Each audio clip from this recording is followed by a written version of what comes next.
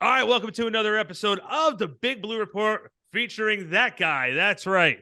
The two-time Super Bowl winning defensive captain, Jonathan Casillas. Big Daddy D, Ryan Darlington, is in the house. And I want everyone to put down their pizza and enjoy the show right now because we're getting ready to go do this. And guys, Giants fans, JC, Ryan, I walked into that locker room after the game this past weekend. And man, the comments I got was a tie feels like a loss. And the big conversation was, does this hurt the Giants as far as the playoff standings? And the initial reaction was no.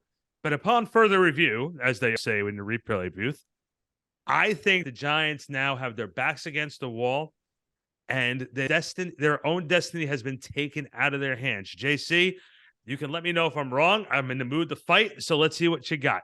I don't think the Giants have their destiny in their own hands anymore. I think they do. The only thing is that they have the Eagles twice. That's the only thing, because if they can beat the Eagles, then they control. It's just, the mountain that they have to climb is very, very steep, and we're talking about the best team in the NFL right now in the Philadelphia Eagles. They're the deepest team in the NFL, let alone talented. Offensively, they're playing lights out, and defensively, they're so deep on a defensive line. They got like 7-8 guys like Ndamukong Suh, and Linville Joseph and Brandon Graham. They don't even start for them. That is so crazy to say that out loud. That's a deep lineup. That's right? Crazy. Yeah. So the Giants have an uphill battle to climb. But look, I like what I saw from some guys last week, especially Azeez Ojulari, him coming back. And, I've spoken, a lot about injuries, and even like Kayvon Thibodeau coming off the knee injury, how he's not really back to 100%. So I'm always like kind of wary about, number one, is he playing like he can possibly play, or like he has played? Number two, the pitch count. And those kind of seem like non-existent with him. Ojulari, he seems like he played a lot more than he expected to play. I think they said they was going to give him 20, and he played almost 50, which is good for the Giants because he's very productive. He had a great game. First time back, you're kind of like all over the place, which, that's kind of what happens, you kind of see some plays where he was kind of all over the place, but having him back, him playing at the level he's playing at, combine him with Dexter Lawrence. I know Leo's probably out, right? Leo's out this week. Yeah. Jahad Ward and the other guys up front. That's what it's going to take to disrupt this Eagles team. That's what Washington did. Washington took away A.J. Brown. They did a good job. He only had one catch against them, and they did a good job in kind of punching them in the mouth up front, offensive line, defensive line, being the big guys walking off that bus first. And like I said, I think the Giants have it's a possibility. Is it a big possibility? No, it's not. They don't have great chances of winning this game. But if those guys play lights out and be truly disruptors of this Philadelphia offense, then it can give them problems. It can cause them hesitation. And then the Giants, if they can run the ball efficiently, they have a chance. Those are a lot of ifs, of course. Well, it's the same ifs that we encounter every week, right? Week in and week out. If the front four can get pressure, then we'll be in good shape. If we can get the offensive line to block for Saquon and we can get some yards on the ground, we'll be better, that kind of thing. So, I mean, I think would it be nice to get some help from the league and have, some other teams hand some losses out to the Vikings or to whoever? Yeah. But I think the help that we're talking about right now, the help that we really need, is going to come from the Almighty himself, right? It's like we've got a job to do. There's a lot of work to do. And, at the end of the day, the ones that are going to get it done are the ones that are on the field. Yeah. And I will do the nice thing. I'm going to help out Giants fans. I'm going to stop off at church and light a candle before the game on Sunday. And what's going to be more funny is I'm Jewish and I'm walking into a church. I was going to say, I'm going to church. so it's going to be quite the amazing experience. I'm going to get struck by lightning. People are going to say, who the hell is this guy? We don't see that's why I don't go into churches anymore. I get struck by lightning. I'll light a candle outside. It's okay. It's better for everybody. Yeah, it might be better because I'll be walking around figuring out, I'm like not knowing what to do at church. Anyway, listen, that's a topic for another time. Kayvon Thibodeau played actually extremely well against Washington. Had that sack right in the end zone during the fourth quarter, or it might have been overtime. Yeah, it was. We were all hoping that was going to be a safety, which probably would have ended the game at that point. JC, I was going a little crazy about it.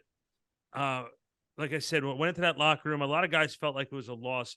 And what I'm saying is their destiny in their own hands. You look at what's going on, knowing what the Eagles are. Washington's off this week. Seattle has Carolina, which for them is a very winnable game.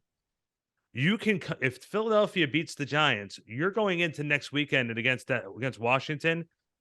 If there's ever been a more must-win game going into that next week, that's it right there. Because now you might go into next weekend, if you do not get the job done against the Eagles, Seattle and Washington are going to be ahead of you. Yep. And you're going to be on the outside looking in. And then you look at that remaining schedule. You're going to have Minnesota. You're going to have the Colts. And then you have the Eagles again. Now, what might help the Giants out in that favor is it's the last game of the year. Eagles are going to clinch. They might be resting their guys. But we also can't count on something like that because you saw what happened a couple years ago when Washington played Philadelphia on the last game of the season, and one of the teams just rolled over and just said, no, we're not going to help anybody out. Yeah. So my question for you, JC, have you ever, as a player playing in meaningful games in December, was there ever a point where you scoreboard watched? And if so, when would that start? And or is it just if we take care of business, everything will work out? Yeah, that they're not in, anywhere near the scoreboard watching, the booking the flights for off season. They're nowhere near that. They're definitely still alive. But these next 2 weeks are so crucial, and nobody really expects them to beat the Eagles. So it's like if they lose the game, which is, that's, I'm not saying it's going to happen or not going to happen, but it's very unlikely that they're going to win. It's very hard to win this game. Everything is dependent on that game against Washington. Their entire season is going to depend on that game against Washington. And if they lose that, I think they're done for sure. Yeah. If they win that, they, like you said, they might need some help depending on, Seattle and how they're doing. And I think that's the only real team in Washington. That's it, right? Those are the two. The Giants are jockeying for those last two wild card spots. And, Seattle, I like Seattle. I think they're a quality team. Geno's having a great year, but at the end of the day, look, the Giants are suffering from attrition, like so bad. Like they don't have, in the start of the season, the roster was questionable, right? On a defensive backfield, of course. And now all of those guys are injured, and then those backups are injured too, which is, man, it's so crazy how many injuries. And Randy, you sent out the injury report, and I looked at it, and when you were looking at a page, the Giants had the top half of the page, and then the Eagles had 3 people on the injury report. And these are guys that most of them are replacement guys from the start. So it's like, man, the Giants are so banged up. They're down to playing, undrafted free agents. I mean, which I was at one point, shout out to my guy. But look, when it comes to talent, the Giants right now, because of attrition, like because of the injuries, you just can't really match up right now. And Philly, they're healthy. Like, I don't know who they're missing from the beginning of the season, but it looks like they got all of their best players, and they're all playing at a very high level right now on offense and defense. And I said this word before, they're scary, bro. This is a scary team. And I heard Dayball praising Jalen Hurts about the type of player he was, about his competitive nature, about the leader he was, that he doesn't shy away from anything, and that he is invigorating. He's invigorating to the whole team. Like, and to hear him talk so highly about him, it's like, man, he must really like this dude. Probably just because, not that he's so talented, because of a great person and the man that he is. And that's who the Giants are going against, bro. Like, this guy is MVP type talent, MVP type year this year, playing the best player on the best team in the NFL. The Giants, man, are shorthanded, and it's just like, man, it's such a steep hill, man. Yeah. It's such a steep hill, and I hope people play lights out, because that's the only way they're going to have a chance to win this game. It's David and Goliath. Right. Yes. I mean, at the end of the day, it's David and Goliath. But man, that's a great analogy. Yeah. Biblical analogy. You'd think I'd be, somewhat pious here, but never mind that now. It's not for this discussion. I guess, I mean, there's a reason, though, there's a reason why we play the games, right? Yeah. I mean, it's not the same thing. I understand that going, into game, week 14 going into here. It's not the same thing as, well, nobody expected us to beat the Titans and we were able to do that. It's not the same thing going here, but there's a reason why we play the games. And maybe this is just me being the eternal optimist and thinking if we do these things, we might actually have a chance. It's a tough steal. It's a tough hill to climb, right? It's definitely a hard road ahead. But I mean, I guess there are ways. I mean, listen, this team has been beaten this year, right? And if we're able to kind of do some of the things that the Commanders were able to do, and I think we would have the ability to do that, we might have a shot. Well, my question to you guys is there enough Giants offense? I know we have this conversation every single week, so I apologize for being repetitious, but like my question to you again, we had this conversation last week and it sort of carried over a little bit to this week too, about making sure that Saquon Barkley has enough touches. And he was getting a lot of touches in the beginning of that game this past Sunday. But as the game wore on a little bit, Saquon didn't get as many touches. And that sort of, I really kept an eye, JC, I really kept an eye on that. Really kept an eye on how many touches Saquon was getting during the series on Sunday in the second half. And he wasn't getting as many touches as he was getting in the first half. And I'm trying to figure out that thinking, because I would think it'd be the opposite. You would probably figure out to try and get other people involved early and then go back to your strength later in the game.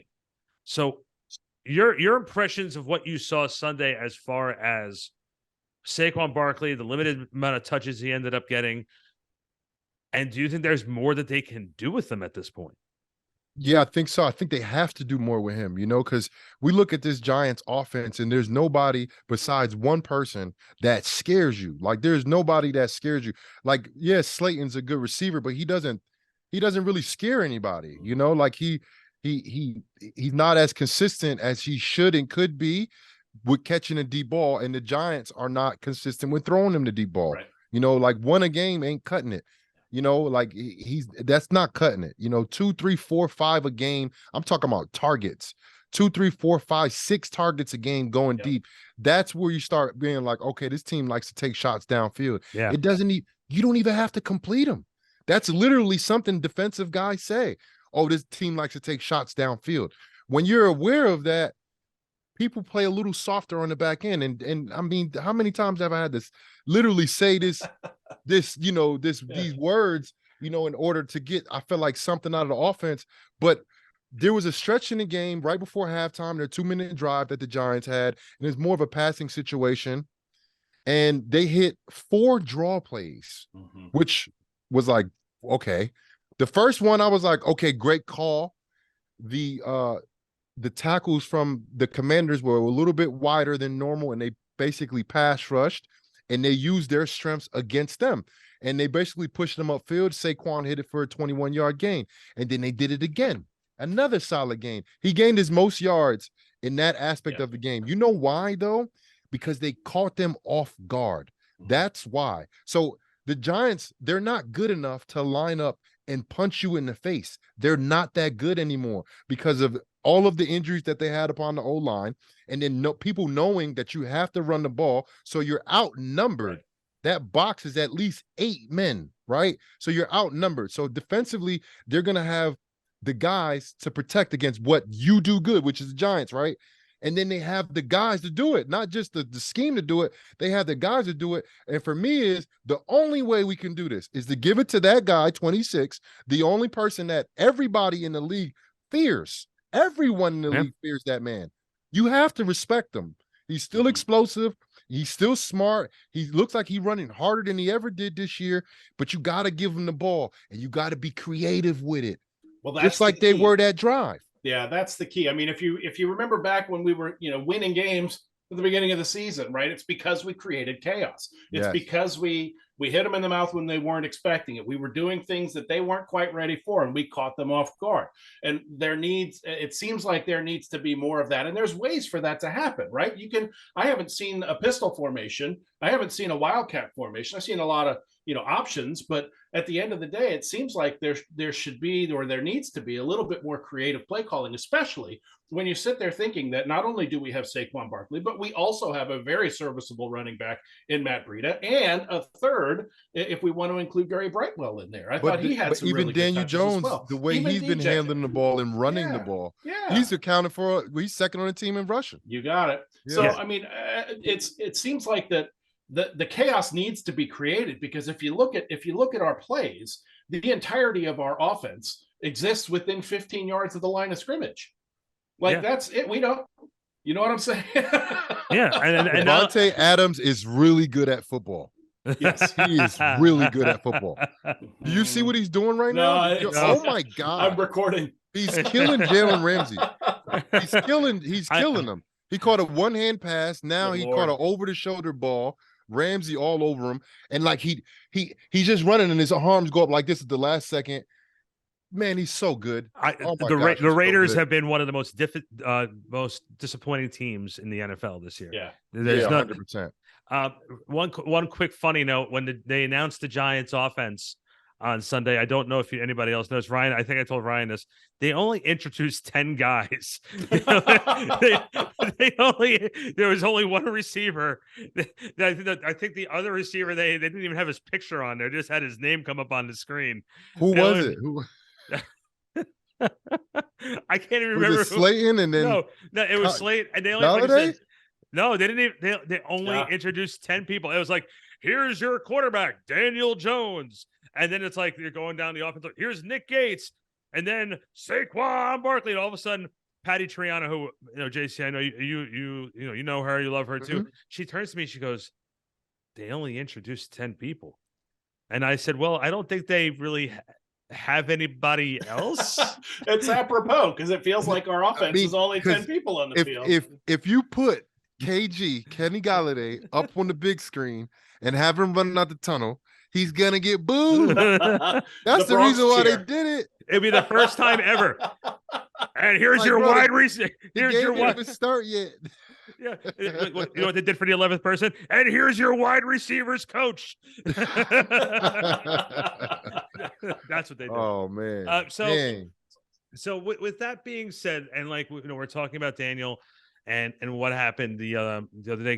Gano was very apologetic in the locker room afterwards, because I don't think he was going to try and throw anyone under the bus. He's like, 53 is my longest, not 58. I took a shot at it, but that, man, you can't blame him for that. No, you can't blame him for that. But what to me was the crazy thing is we talk about how ballsy Dable is, and this was the first time on the fourth down in their in other team's territory that he didn't take that shot. Well, how much time did he have? He had a lot of time left. Yeah. How much? Oh, he did have time. Well, so they got down. They got down to, where at least on the TV it said that was the field goal line, right? But that was still a 58 yard kick. He has made a 57-yard kick this year, right? But in the warm-ups, right, when they were kicking, and this is the swirling winds of Giant Stadium, ladies and gentlemen. Yep. So the furthest kick he was able to make from that distance was like 52, 53. So at the end of the day, if you have, that if you miss that kick, and you're going to miss that kick, given the way the stadium is and the distance there is, you're going to give them the ball at the 40-yard line. So having, when it's the very end of the game, like very end of overtime, you have to try the kick. You have to make that kick. But I don't fault them at all for not trying that kick the first time through in the overtime. No, they were at 4th and 3 with 1:42 left in overtime, and at the Washington 45. And I'll tell you, like the first time when it first happened, I was like, "What the hell? Why not even try and take a shot at it?" Right? But then I heard after that go in that direction, and pre-game they kick in all directions on all sides of the field. That just wasn't happening. So they made a strategic decision to pin him deep and try and rely on the defense to make a stop, which they did. Here's my thing. Again, we're saying how ballsy Dable is with 1:45 left in 4th and 3. I'm sorry, because of the way he's been all season long, I'm expecting him to go for that. And he didn't. And that to me, and they got the ball back for a final shot, and that's why they went for that long field goal. But I'm just saying, for a coach who's been going for it all year on 4th down and 4th and 3 with 1:45 left in overtime, where you have an opportunity to maybe shut the door on this, it just seemed like a very unorthodox call for a very ballsy coach. Well, let's be realistic about it, though. How's your interior line doing? Right? How has your run game been? Can you rely on that line? And even Saquon being as good as he is, can you rely on him for 3 yards in the middle of the field in overtime? Yeah, I think at this point you got to play that field position battle, Randy. Yeah. You know, like at first I thought you were talking about the field goal that he actually kicked. Oh, That's what I thought you were talking about. So I was like, it wasn't that much time left. That's what I thought you were talking about at first. But you're talking about the drive before that. The drive before, yes. the 4th and 3 again. You have a ballsy coach who, throughout the season, has taken chances. Yes, yeah, you're right. Okay, 4th and 3 with 1:45 left, and they decide to punt the ball away to go deep, to go deep into Washington territory. But I think in hindsight, it kind of worked for them, and they put themselves, let's say, 4 or 5 yards short of kicking a good field goal. You know, because 58 yards, like you said, in MetLife in December, that is a tough task to ask, you know, and it's not really cold, like to the point where the ball is, you know, feels like concrete. You know what I mean? Because when it's colder, I think they get a better hit on the ball, right? Because it's more solid, right? So it wasn't that cold, but it was still the wind of like a fall, you know, afternoon in New Jersey. You know, like it's always pretty windy. You know what I mean? And brisk. You know what I mean? I just think, though, like, because we're talking about how Daniel's using his legs and Saquon's using his legs. 4th and 3. I don't know why. I just RPO. Yeah, in Daniel Jones' hands with Saquon being an option. I hear you. Well, we're talking about a lack of creativity in the play calling. Yeah. Right. I mean, if we're able to come up with, somebody's got to have something, right? Whether it's Kafka or Daboll or somebody's got to have a play that gets you 3 yards. Right. Like, yeah, I'm just hit the hole and fall forward. Right. I didn't even care at that point if they showed a picture of Kafka reading the book Football for Dummies. I'm sure they could have came up with something creative. You know what I mean? Like, but it's you know, at this point, after a few losses, you get a little risk averse, right? I mean, and so they're trying to do what they can to put themselves into a better position, but there's not a whole lot you can do at that point. And you know, I don't know, this may be getting us off on another topic, but you know, I'm starting to hear people rumble about, you know, okay, well, now my playing time is this, and I should be getting this, and I didn't see enough snaps. Let me talk about that real quick, bro. Yeah. Now, first of all, those guys that's talking, look, man, I don't talk bad about. And you just hit a button, ladies and gentlemen. I did. I knew I was coming. But like, bro, if you have an issue with playing time, you talk to the coach. Right. Yo, so I actually sat down and had lunch with Daboll today. He was by himself in the calf. He was trying to scarf down a quick sandwich, and I was right before the radio show with Schmelke, Big Blue Kickoff, and I sat down. I said, "You mind?" And I sat down, and we chopped it up for like 20 minutes. Nice. Like, I'm not gonna tell you what we talked about because I want to have more conversations with him in the future. You know what I'm saying? But an unnamed source said this, ladies and gentlemen. We did talk about that a little bit, and I'm like, bro, like, why don't just come to talk to you? He was like, exactly. And then I told him the story about me asking Bill Belichick why I didn't play in the Super Bowl after the Super Bowl. And I told him, like, bro, like, I had to ask him. I'm a grown ass man, bro. Like, he's a grown man. Like, we work together. Like, okay, cool. What happened today? Why you didn't play me?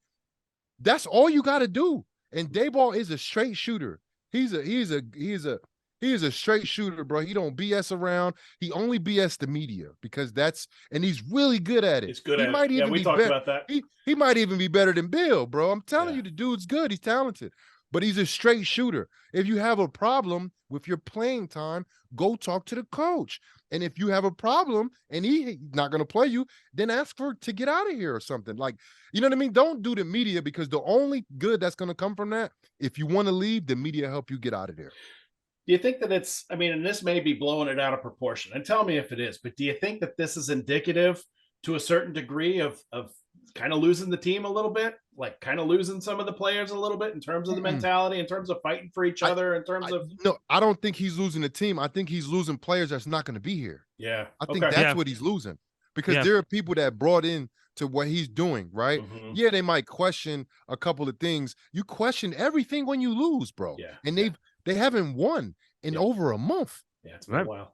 They haven't won in over a month, fellas. And this was a 6-1 team to start the season. So of course people are going to be frustrated, especially guys that aren't playing. Like that's kind of like, like normal in terms of, a team that's struggling. The Giants just haven't had that. Yeah. They was sitting good for 8 to 9 weeks, and now the last 5 to 6 weeks has been a struggle. But we knew it would be, right? And we did. We did. And so the true test of the team is how do they handle it when they're getting their ass beat week on week on week. Well, not only that, but again, we all said this year the Giants are playing with house money. Yeah, because nobody expected they still are. And the thing is, though, we talk about guys who complaining about playing time, or like JC said, the people haven't had anything to cheer about over the last month. You know what the biggest ovation over the last 5 weeks has been? Kenny Golladay catching a ball. It sure was. That's been the biggest ovation at MetLife Stadium over the last month and a half. Stop it, Randy. It's been some good plays. There has been a couple good plays. I will tell you, when Daniel aired it out to Slayton in the second quarter, there was that, I think it was like a 58-yard bomb. Everybody in that press room said the same thing. You got to go back to him. You got to go back. Yeah, try it again. You got to go back. You got to go back to Hodgins. Hodgins is a big boy. Send him down the field. Let him go up for a ball. I think everybody knows where they're going to go in the offseason and what they're going to look for. Yeah. We've been obviously talking about Saquon and Daniel and their contract situation ad nauseum. I don't think we have to keep going back to it, but whatever, that stuff will work itself out. But I think they're starting to see where the major gaps and where the major holes are. They already know they have culture. Dable and the brass have established what the culture of this team is going to be. It don't matter where you played college ball, how many years you've been in the league. He wants guys that are going to play hard and give you 110%. Yeah. And with Wink's defense, you're going to be in every game. Now, the key is going to be with Jalen Hurts and the Philadelphia Eagles this upcoming weekend. And I'll be the first one to admit that Jalen Hurts has surprised the hell out of me this year, because nobody expected him to play the way he's doing. And they're smart because their offensive coordinators and their coaches are catering to the things that he does well instead of trying to turn him into something he is not. And I think that's very, very, very important for what Philadelphia has done this year. JC, again, we've seen so much from Jalen Hurts this year. If you had to, I don't like comparing players to other players, but what traits do you see in him that you can compare to another quarterback? Well, Jalen Hurts, oh man. I mean, he's such a I feel like he's evenly balanced as a runner and a thrower. Yeah. Almost how Lamar Jackson was his MVP season, like maybe not as prolific as a passer with numbers wise, but efficient, with those, he got some great threats that he's throwing to, and then he has a running game. Not only him, running the ball, but like Miles Sanders, he's doing a good job for them and they can hand the ball off. You couple that with all the intangibles that Dabo was talking about, and you have a guy who everybody in the organization, in the city, in the state of Pennsylvania, in the city of Philadelphia, they believe in this dude. Mm-hmm. We saw this guy the first time. I remember him being like a popular name was when he got benched in the national championship. This guy has been through controversy. This guy has played in big game after big game. And now you put that and you couple that with this talent, and then you put the experience that he's gained over the last 2 years of his first 2 years in the league till now, bro, you have a transcendent type of player.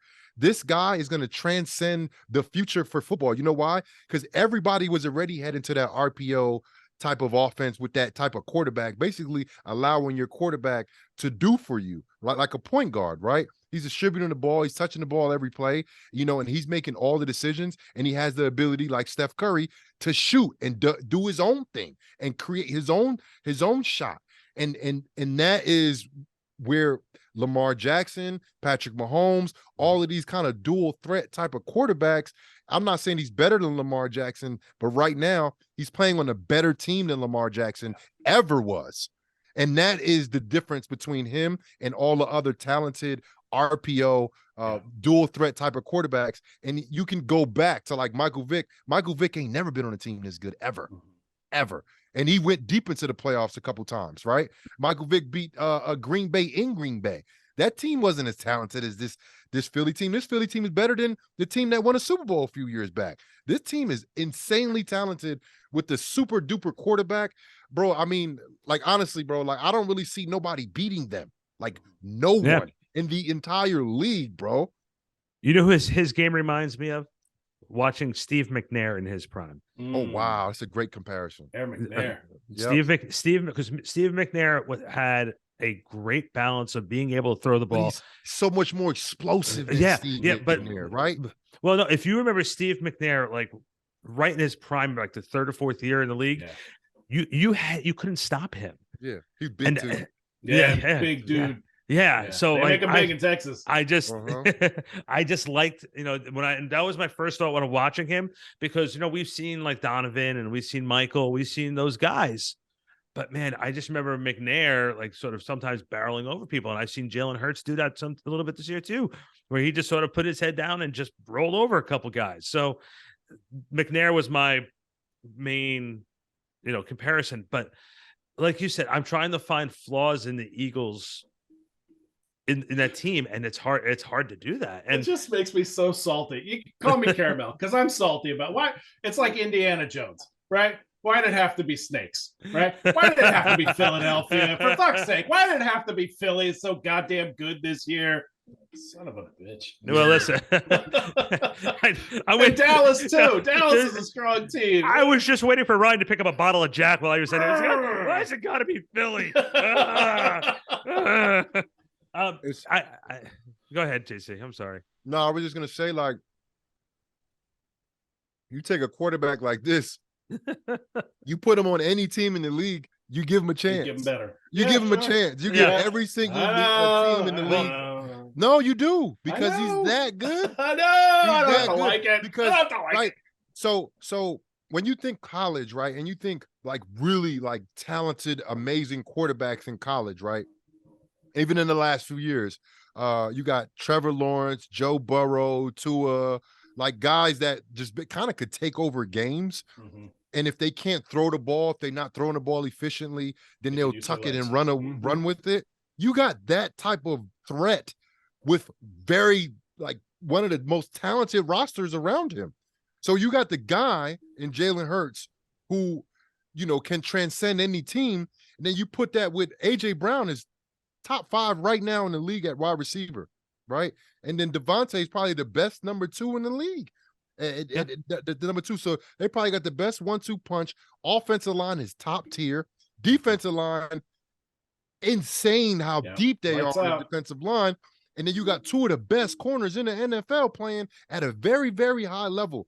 So it's like, man, you couple that with the transcendent playmaker type of quarterback, bro, I'm telling you, nobody in the league matches up with them. No one. Well, I got to ask this question. It's a little off topic, but JC, if I had to ask you to give me your top 5 quarterbacks right now in the NFL, who would they be?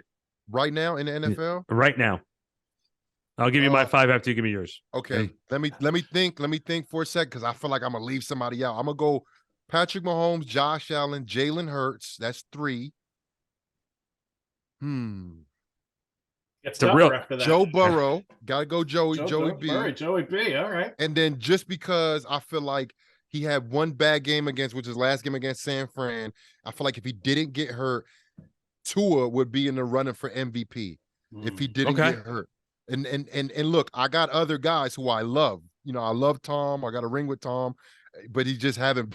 He hasn't been. Tom's having a tough season this year. Yeah. But I was watching the game the other night, and I'm sitting there watching it. There's a couple minutes left in the game. They're down. I said, man, they just setting up for Tom to be great again. JC, you know my wife. You've met my wife. We're watching football. We're watching football, and she's watching. And as soon as Tom got that touchdown, she jumped up. And she was like, she goes, yeah. I was like, All She got all the Tom Brady little character joints. We all have it. We all have it. But what was I gonna say about Tom?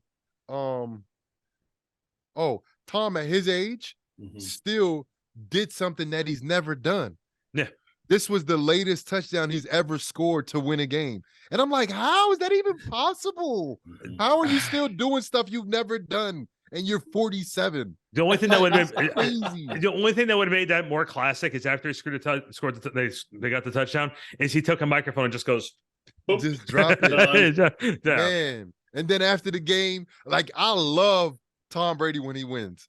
Like, he got great content coming on his social media. Yeah. His interviews are like, he's going to say some catchy stuff. And his podcast is great, too. You ever listen to his podcast? I haven't listened to it yet. I listened to the last couple episodes. It's really very good. I got to check it out. Ryan, what about you? Top 5? Oh, don't do that to me. No, don't do that to me. No. I think my top 5 is going to look a lot like JC's, right? I mean, you've got to put Jalen Hurts up there, as much as I don't want to. You've got to put Mahomie up there, and Allen. You got those, like the 3 givens. Allen right? is definitely the 3 givens. You got to give that. Yeah, for sure. Tua's got to be up there as well. I mean, you got to think that if he were able to stay vertical all season, right? What would his numbers look like? They would be just insane, incredible. Who would I put in the place of Joey B? Please don't put Daniel there. No, I was tempted to, and I was going to make a point about that a little. We'll talk about that. We're going to fight a little later on. Yeah. God, who should I mean, I guess Lamar, before he got hurt, was playing pretty well. I mean, he's playing pretty well before he got dinged up. Well, obviously, I'm gonna put Josh Allen in there. The names don't change much for what you put, but the one name I definitely got to throw out there is Dak, because Dak is playing. Yeah, like, you don't want to. I don't want to with either. I know. Listen. The only reason I'm rocking with Jalen because he's on my fantasy, so he actually makes me happy all the time. So now the truth comes out. All right. Listen, Dak has not made me happy ever. Okay, ever. Jalen has made me happy this year, so I feel. You see how I talk so highly of him, you know what I mean? Because he's killing on my fantasy. Dak has only made me happy when he's helping us by beating Philadelphia. That's the only when he's breaking his finger during games. That's when he makes me happy. Yeah, when his ankle is hanging out from his foot. That's the only time it makes us happy, right? I can't support that, guys. I can't. Right. I went a little far there. Never wish, guys. I apologize, Dallas fans. Got a little dark. Yeah, I got a little dark there. Listen, at least I didn't wish a piano falling on his head. Jesus, something. Guys, I will say this though: I can't find any more joy than watching when you get to watch Patrick Mahomes and Josh Allen play. Even when they play each other, it's just like those are the games that you just don't want to shut off, and you don't want them to end because it's just so exciting. And I don't think Cincinnati right now is getting enough credit for the way they bounced back from their slow start this year. But man, Joe Burrow is playing great. And the one quarterback we didn't talk about at all was Justin Herbert. Yes, they've had a lot of injuries this year, but that doesn't diminish the quality of a quarterback that he is. He's very talented for sure. He's a rising star. All right, before we do story time with JC, let's real quick do our predictions for this week. This should be fun. The pressure is official. Is the pressure off me now? Because I said 23-20 Giants, and we almost had it.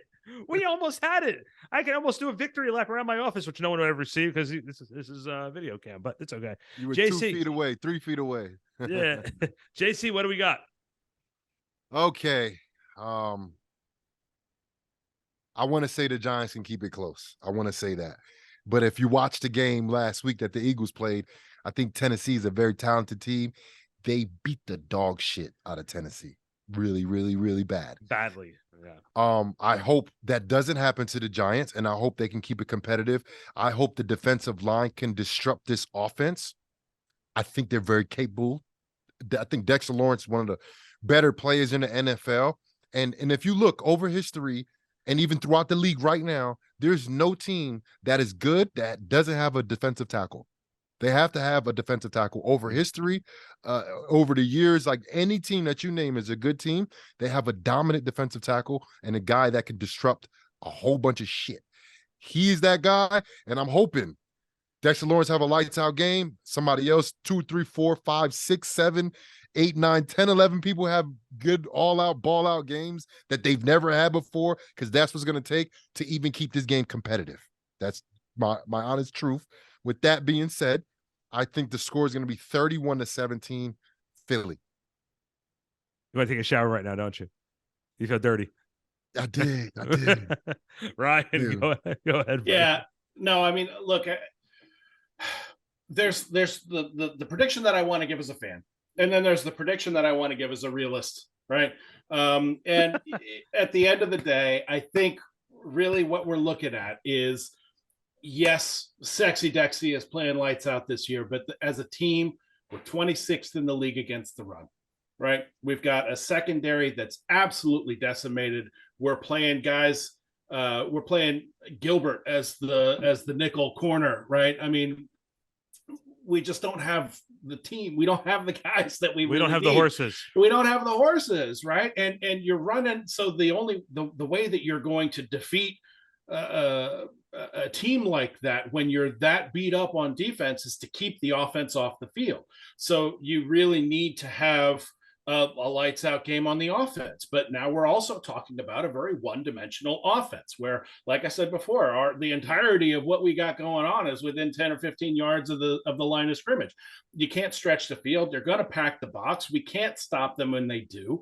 Not sure if Saquon's fully healthy, regardless of what they say. So I think we're going to have a tough time. I'd like to believe that we can keep it close, but I don't think that's going to be it. I think we're looking at like 28-17 Eagles. My question is not if the defense can hold up their end. It's more if do we have enough firepower to put points on the board? I think for me, that's been my number one concern over the last few weeks. I think maybe, they should make a deal with the league. If they're only going to announce 10 people on offense, we should get that 11th person to put them on defense. I think that'd be very, very fair. I think we should do something like that. But the reality is making sure you get in the Giants' losses this year. I've always felt that they went away from what works for them. And I think the Giants have to play their game and make the Eagles adjust to what they do. And that's what Washington did against them in their only loss of the year. And they made Philly play their game, which is something that they're not used to doing. And they took Philadelphia out of what works for them.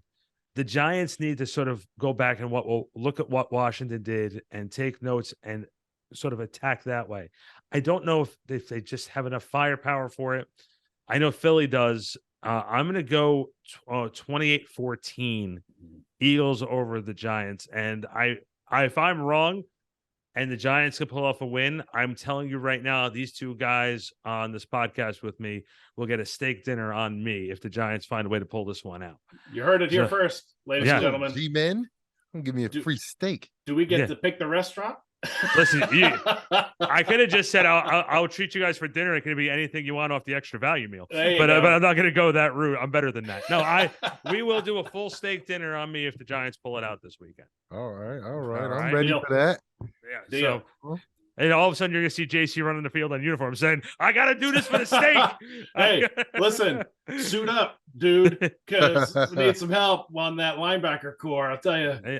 Yeah, they do. Here's a valid question in which Ryan and I were both talking about. And I'm a little surprised that Landon Collins hasn't been called up yet. Yeah. It's something that I really thought about earlier today. We talked about it with Ryan, and I just really, just from a veteran standpoint, I feel that he'd be a guy who can really help in any position you put him in. And JC, I just wanted to get your take on that. The fact that Landon has not been called up yet. Yeah, I think Dayball, everything is predicated on practice, and every time you ask about a player's health, a player's, spot on the depth chart, he always refer to practice. He's like, "Oh, we'll figure it out in practice. Oh, we got a couple of days of practice left in the week." And that tells me that when he is like sitting there, trying to figure out who's going to play this week, he's going off of who he trusts. I think that's what it comes down to. I think when you look at the guys that have been inactive, deactivated, inactive, activated, inactive, like who are those guys? I think he's trying to figure out the guys that he trusts and the guys that he can depend on. And, I love Landon, but Landon, he's not as a cerebral, player as some other people possibly are, you know what I mean? And it might be taking them a little long to get this playbook all the way down, especially when you're not learning the fundamentals of the playbook. You know, you kind of got to teach it to yourself, you know, which is like, you know, he showed up in the middle of semester and they're doing calculus and he's only done algebra.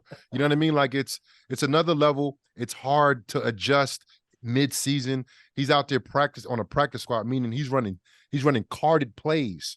You know what I mean? He's not learning the defense. He's not running the defense majority of the time. He's spending a lot of time running carded plays, which happens during the season. So I love Landon. I think he's a tremendous football player. I just don't think they trust him quite yet enough to play, because once they activate him for that fourth game or third game, then he's in for the season. So I think they're still trying to figure out is Landon's one of our guys that we're going to move on with for the future. But that also makes a lot of sense from a monetary standpoint as well, because every 100%. time you bring up a guy that's, you know, he may be making not a lot of money, but it's veteran, not a lot of money, which is more than, you know, Joe Schmo undrafted rookie free agent. You know what I mean? So every time you bring them up and put them down, there's definitely a cost that comes associated with that. Now, I guess the question is that an added piece of the puzzle, or, you know, or is that kind of way secondary? Always. To how no, it's money. When we talk money and anything in the world, you know this, guys. Anything in the world that some money has something to do with it, especially in the NFL. And we're talking about a coaching staff. I feel like that wants to figure out who their guys are, and this is all an evaluation period for them. I think, like you said, Randy, they have bought themselves some time. Like if the Giants lose the rest of the games, I don't think nobody's going to be mad. The reason why is because they don't have anybody. Yeah. Like it makes sense if everybody was healthy and all of a sudden, you know, Sterling, everybody's healthy, and then all of a sudden they lose all their games. It's like, all right, something's wrong. You got to fix something. But like, we know what's wrong. Yeah. We know what's wrong. Short-handed from the beginning of the season, and then the rash of injuries that just continuously happen. And then we knew that the schedule was going to get thick at the end, and we're playing a healthy Eagles team late in the season between two Commanders games. It's like, bro, like this schedule was set up it's a buzzsaw for either success or failure, or abject failure. Huge, because we talked about this. The playoffs go through the Commanders, or Commanders life go through the, however you want to look at it. That is the teams that gonna decide who are the two players that are finishing that NFC wildcard picture, because we know the Cowboys are there. We got them. You got Seattle, and then you got the Commanders and the Giants, and they're playing each other next week, and then they're both got to play Philly again. The Giants got to play Philly twice. So it's like the season is here, fellas. It's here. But the Giants don't have the guys that they had in the beginning of the season. No. They just don't have it, and it's very dooming. It's like a dooming sensation that I have, because it's like, I just hope they don't get blown out. You know what I mean? Like, I'm just hoping that they can hang on, and if they can keep this game close, stuff happens, man. Stuff happens. And not only that, that's that next Washington game, national TV flexed into the and it's going to be on at the big stage again for Daniel and company. JC, for our, as we like to call, story time with JC.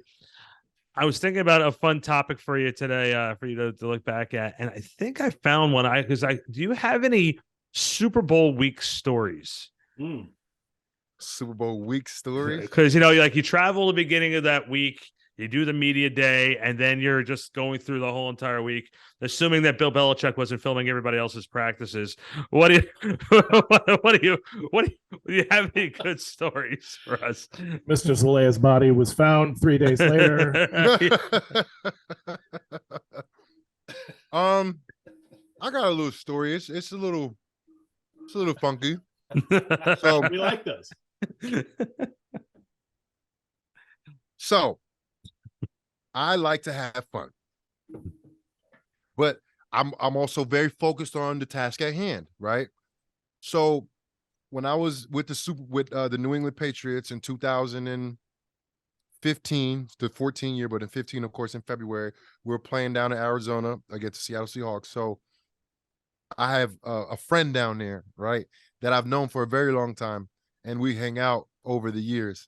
And the one thing that I was trying to do was, after the game, like I was trying to hang out with, her and her crew, right? So they were saying no girls in the hotel, so after the game, like we were all on the bus on the way home, and they were like, yo, Rick Ross is performing at the hotel. I was like, what? Yep. Like, no way. And then Pitbull was performing too, right? Nice. So I got my whole family there. So one thing I don't want to happen is my mom seeing me do all this stuff I be doing. You know what I'm saying? So my whole thing was like, get away from the hotel. Yep. Like, get away from the hotel. I train in Arizona. I'm very familiar with Arizona. So I was like, I could just, go to wherever I'm going. And I'm gonna have a ball, and I don't gotta have my moms up in my business or my family up in my business or nothing like that. You know what I'm saying? So that's what happened, right? Man, I went out and I had the worst night of my life. It was so bad. It was so bad. I went out. The female that I was talking with, we were trying to figure out. You know what it was? Her friends went to the hotel. I thought that we couldn't have people in the hotel. That's what they said to us. They said no girls. So I'm like, all right, let me go elsewhere. So I done set that up.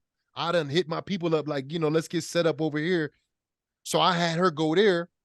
And then she like, oh, you don't want me around the hotel. You don't want me around. Like, my friends are there. But I'm leaving. I'm trying to get away. Like, I'm not even paying attention to what's going on.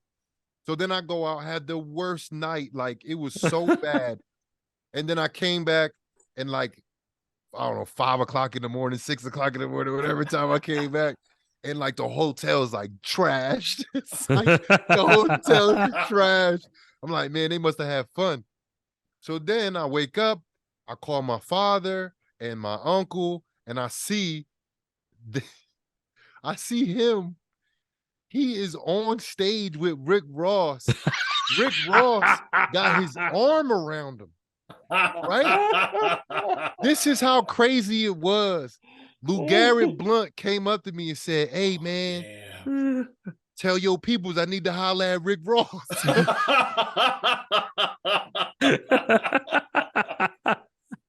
I don't know. I'm like, man, I really missed the epic night. Like, it was so bad because it was like a terrible miscommunication. And then the next day, everybody like, JC, where you was at last night? Being a dumbass. Like, I don't know what I was trying to pull off, man. Oh, man, I missed the party, bro. I missed the party, man. And well, I mean, I've had great nights after that. I was going to say, you haven't missed one since. We went back. We went back to Boston and had a great night. The parade celebration was a great day and night. The ring ceremony was a great night. So I had my fair share of celebratory in like the New England, but then I've also did my own celebrating, with everybody I came in contact with. Hey, great. I won a Super Bowl. Let's go hang out. Like, I definitely took advantage of it being a second time around. I just blew it that night. Yeah. Could have been, on MMG with Rick Ross, you know what I'm saying? I could have been one of his signed artists, you know what I mean? Yeah, you could have been a whole new career, right? Whole new career. Instead of talking to us assholes. Yeah. And now you do a podcast with us. How's that working out for you? Oh man, I've heard about some of these parties, and I sort of witnessed one of them when they had the NBA All-Star in New York at the Garden a couple of years ago, and they split it between Brooklyn and the Garden, and they said, well, the hotel where the media was staying at is also where a lot of the players were staying too. And you heard the top 2 floors were shut down. And so we got done with NBA Saturday night, and it was snowing, so some of the trains were down. So they said, you guys can hang out at the hotel where the media was on like the 4th or 5th floor. And we heard a rumor that there was a couple former NBA players partying upstairs with a lot of the current guys. And all of a sudden we're sitting out there in the lobby, and all of a sudden we see Shaquille O'Neal coming downstairs in his boxer shorts. And all of a sudden he looks at me, and he's seen me before, and he just goes, And I said, why are we doing this? He's like, my wife thinks I'm still at the arena right now. Oh gosh. And I said, well, what's going on up there? He's like, you ever see the movie Animal House? And I was like, yeah. He's like, think of that 10 times worse.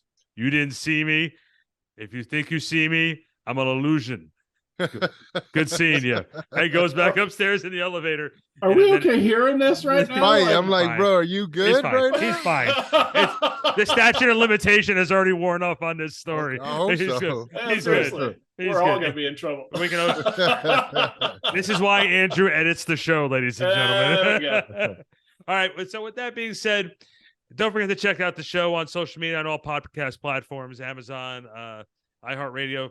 JC is on Instagram and Twitter. By the way, don't forget to listen to JC on the pregame show. He is doing an unbelievable job with Lance Meadow, the 1-2 punch, getting you ready for Giants football. And JC has expanded his role with the Giants broadcasts throughout the year so far this year. And JC, you were doing a hell of a job so far. Oh, thank you, brother. Much appreciated, man. And of course, you can follow Ryan Darlington with us over at Back Sports page.